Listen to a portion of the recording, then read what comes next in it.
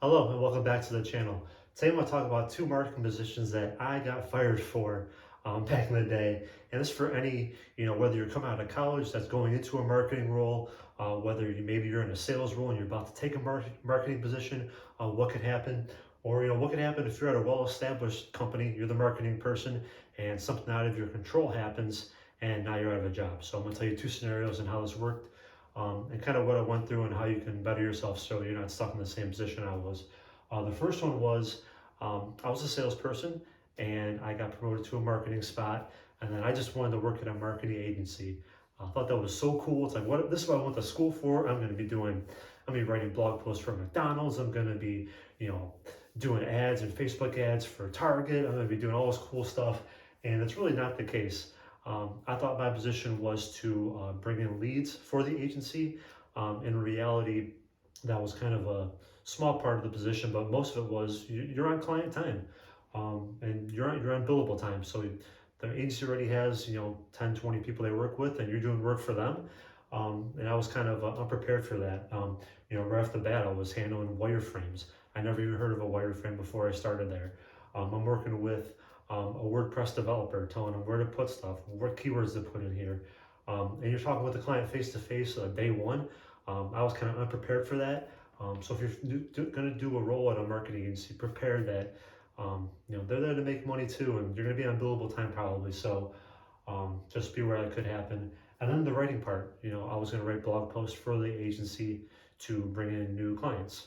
Well, me and the owner just had some differences on writing style and punctuation and all that stuff, and I might have not been the greatest writer at that time, but we had our differences, and so I got let go, and that's just what happens. So how you can let this happen to yourself is clearly understand what the position is and what your strengths are, and immediately know what's going to happen day to day, and you do just fine. The second thing is, so after the agency, I took a job at a fire protection place. They installed extinguishers, sprinklers, alarm systems. They did kitchen hood suppression, etc. Family-owned company. I was like, great, this is going to be great. I'm going to be here for 30 years, and everything's going to be great. Just so happened, the company got bought out.